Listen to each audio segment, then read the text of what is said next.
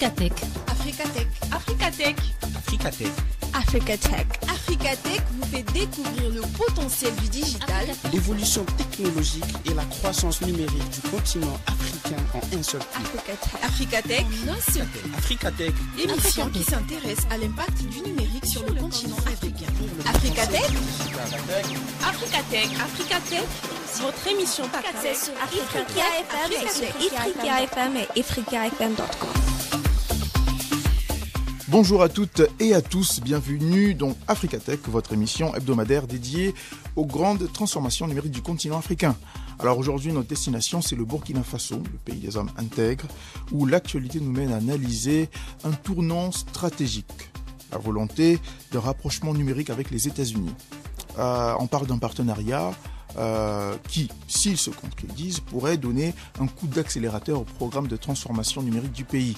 Alors au menu, on a des data centers, de la cybersécurité, de l'administration électronique, de l'identification numérique et un budget ambitieux de 150 millions de dollars. Alors, derrière ces promesses se cachent des enjeux sensibles, souveraineté numérique, dépendance technologique, inclusion, impact réel sur le terrain. Et pour en débattre, je serai accompagné de trois observateurs, des chroniqueurs, de notre chaîne, de notre programme, de votre programme Africatech.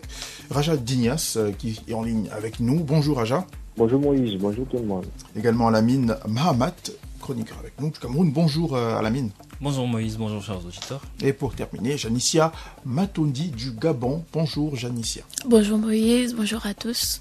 Très bien, merci d'avoir répondu présent à mon invitation. Mais avant d'ouvrir notre débat, comme chaque semaine, nous faisons un point rapide sur les faits avec notre minute décryptage qui aujourd'hui nous est présentée par Alamine. Donc Alamine, c'est à toi.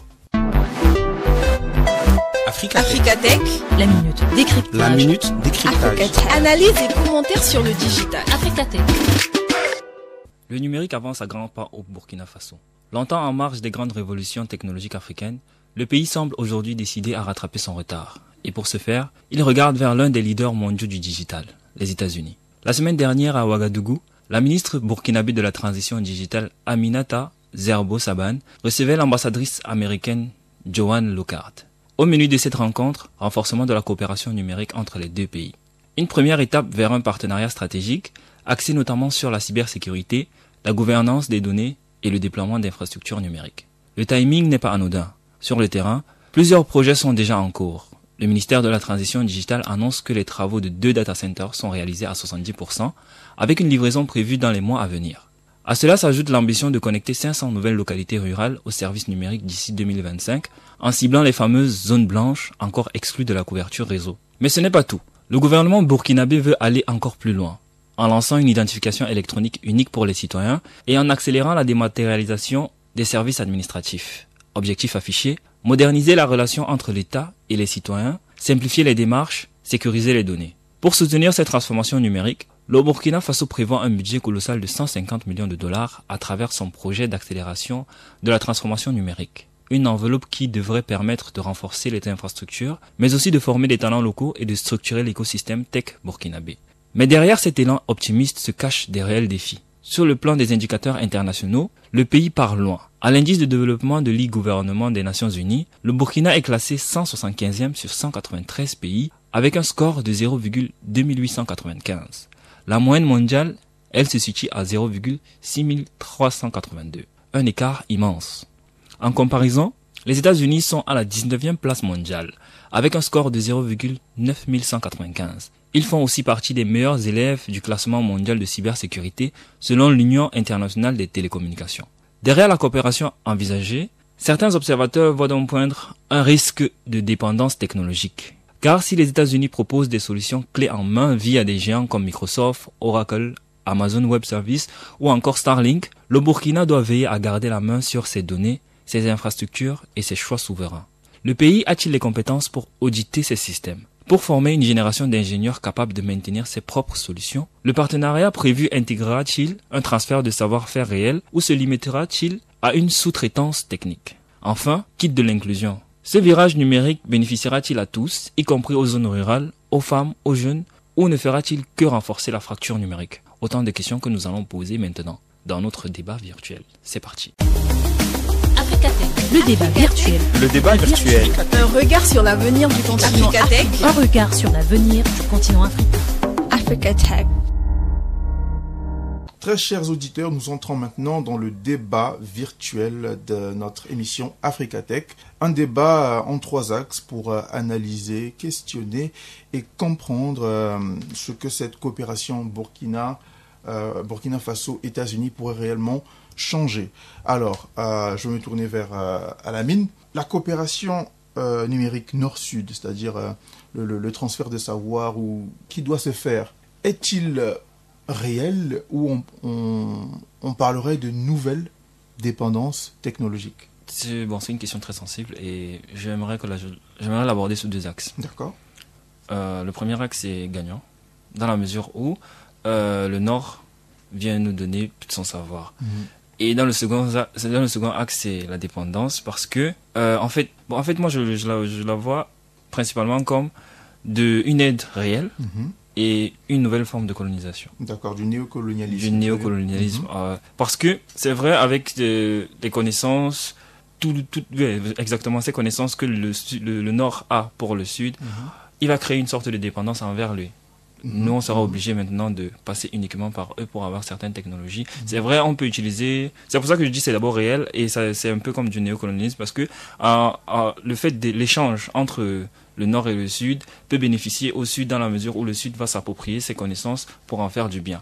Par contre, si le Nord, en nous donnant ses connaissances, ne les donne pas de façon claire ou de façon utilisable, ils vont essayer de créer une sorte de dépendance envers eux, et ce n'est qu'eux qui pourront utiliser ces connaissances qu'ils ont.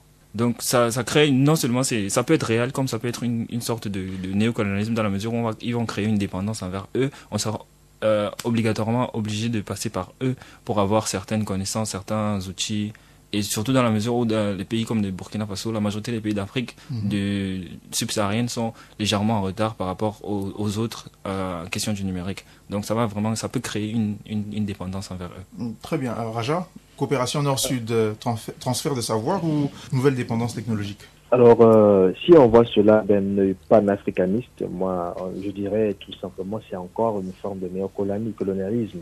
Mais si nous voyons cela à point de vue type comment business, entreprise entre entreprises, gouvernement entre gouvernement, c'est un partenariat assez intéressant, parce que vu ce qui s'est passé, quelques jours passés avec les États-Unis et le Burkina, la crise qui a eu lieu avec les propos du général anglais et tout ce qui s'est dit avec, on voit aujourd'hui les États-Unis venir, l'ambassadrice elle-même venir voir la ministre du numérique.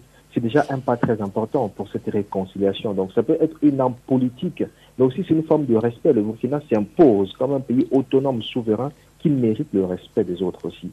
Donc faire appel ou bien faire la coopération de Nord-Sud, si on sort de le point de vue panafricaniste, je dis que oui, c'est une nouvelle forme de relation qui est en train de s'établir avec respect et dignité, qui peut être bénéfique au Burkina, car nous n'oublions pas que le Burkina apparaît en 75e position dans le classement des pays, dans le domaine de TCI, contrairement aux États-Unis qui est en 19e position. Donc, à un moment donné, on doit se dire que moi je n'ai pas, mais lui il a. C'est vrai, j'aime pas sa façon de faire, j'aime pas son côté paternaliste, mais j'ai besoin de ce qu'il a. Donc je vais prendre ce qui est nécessaire pour moi, sans pour autant lui laisser accès à me soumettre à sa volonté. Donc c'est ce que je peux dire par rapport à ce partenariat.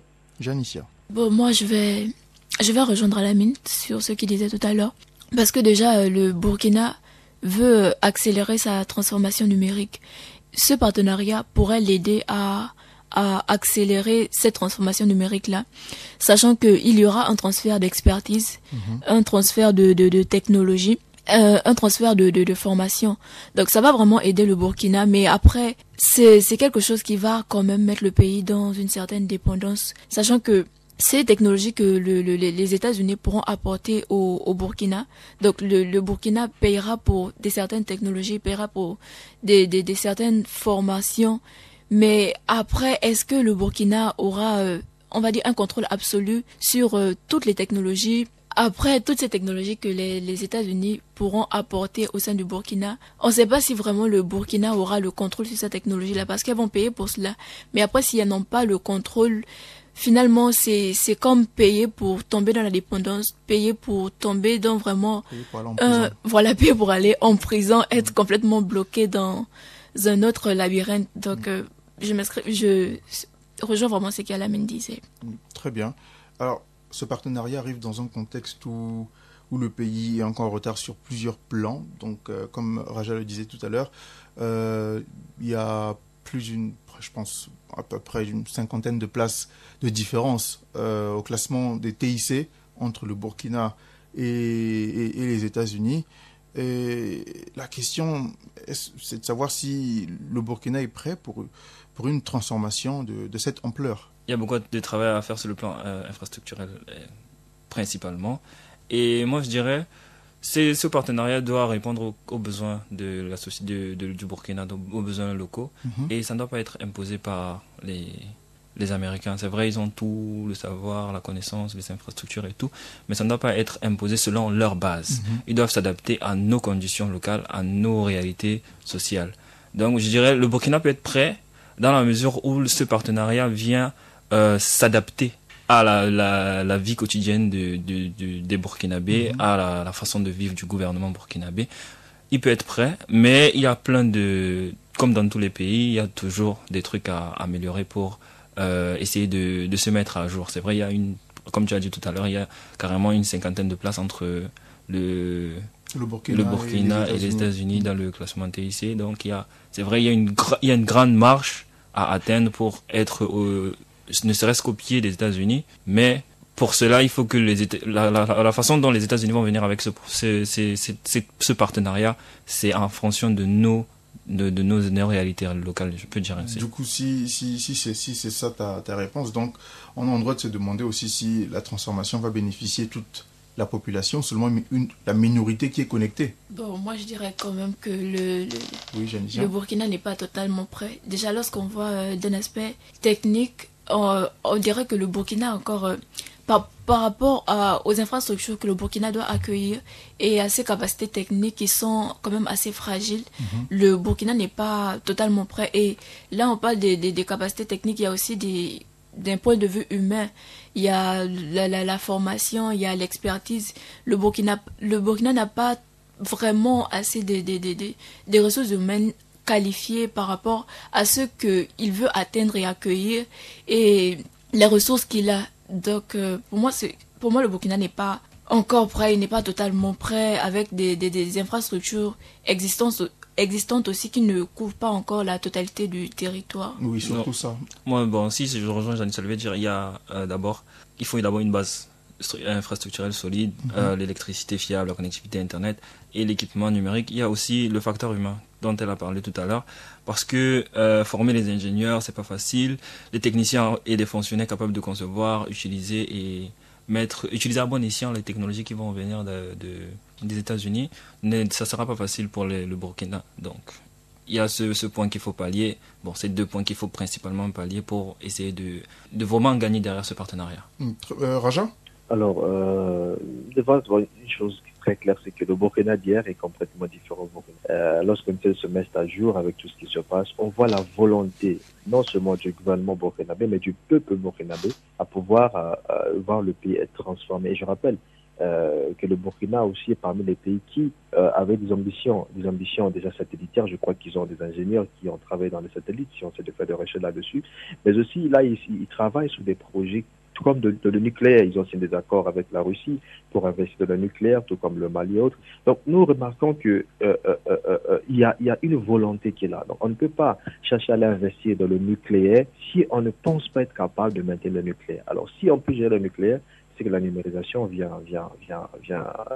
moins que ça. La numérisation peut très très bien se faire. Donc, le peuple burkinabé, c'est un peuple qui aujourd'hui est devenu comme un miroir pour le continent africain, un miroir de souveraineté, un miroir d'indépendance, un miroir de dire que nous avons, et généralement, pas plus loin que quelques semaines, je crois, le président d'État de la transition, le capitaine Ibrahim Traoré, il a parlé à son peuple. Il dit que voilà, dorénavant, tout doit être transformé, fabriqué au Burkina. Même le système éducatif du Burkina, ils sont en train de mettre même beaucoup de choses, beaucoup de réformes, à ce que la nouvelle génération puisse savoir, apprendre le patriotisme, beaucoup de choses, de telle sorte qu'on réduit la dépendance de l'extérieur. Donc si, déjà, cette rencontre entre l'ambassadrice et la ministre n'est pas quelque chose il n'y a pas des accords qui ont été signés, c'est juste une discussion qui, selon les réalités, le contexte, aboutira à quelque chose ou pas.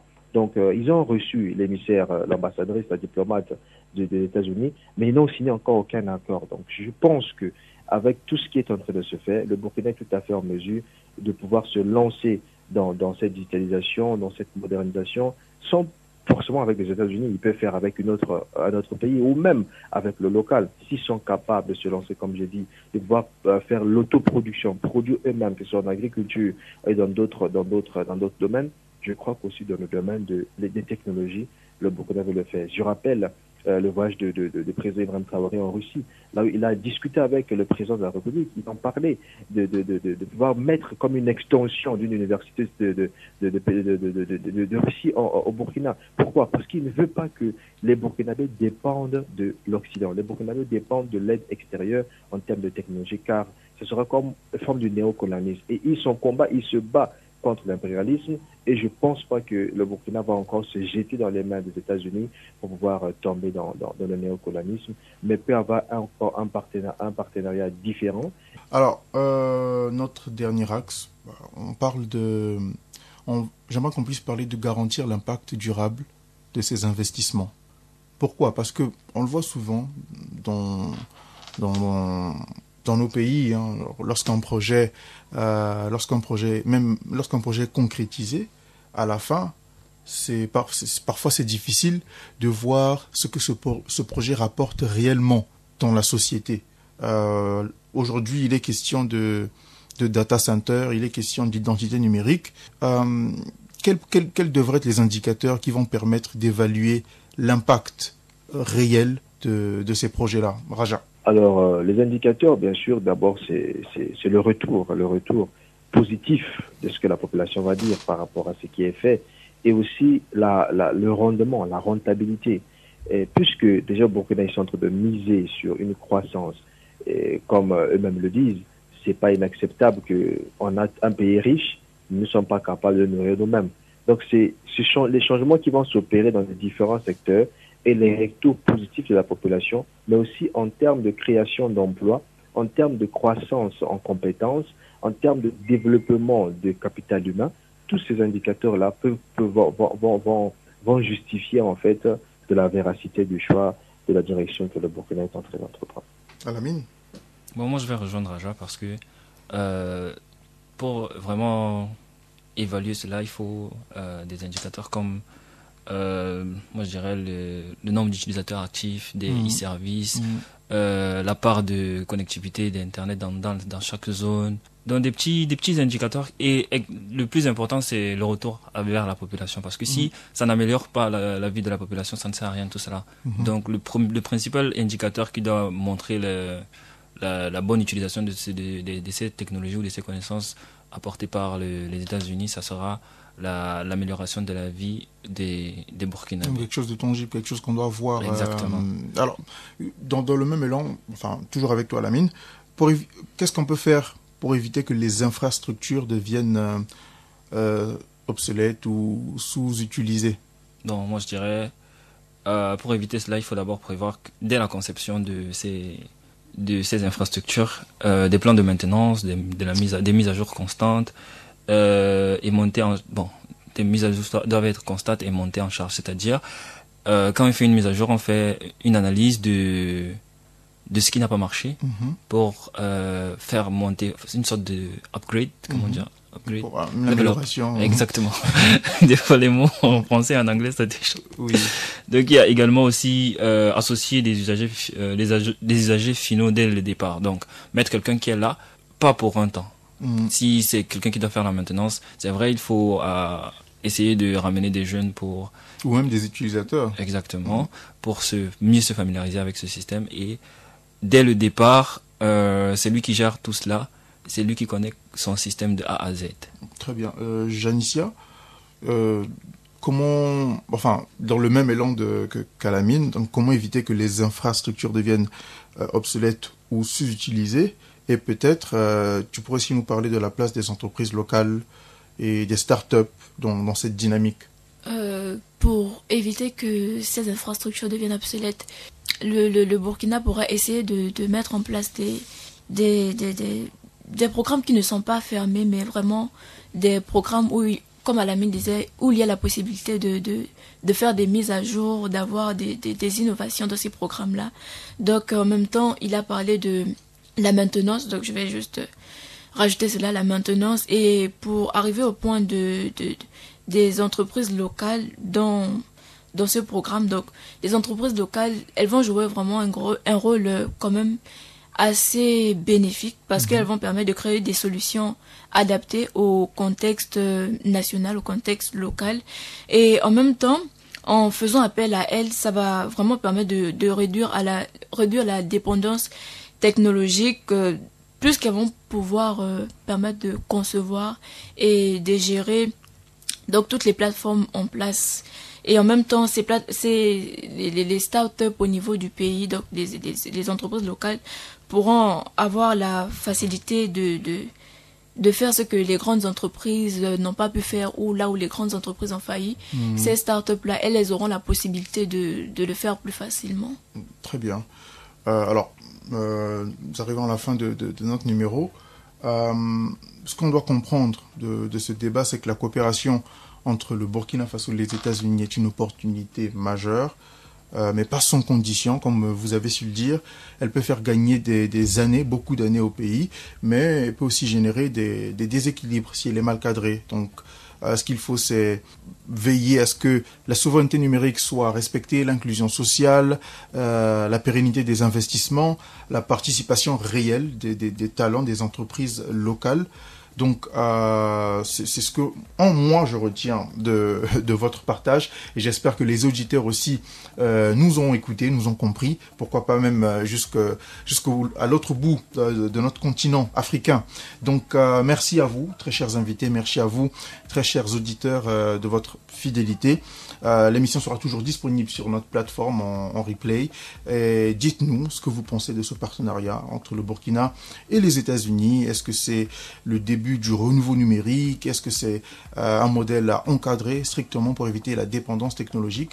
Et entre-temps, on se retrouve à la semaine prochaine pour un nouveau numéro d'Africa Tech. À la semaine prochaine et au revoir.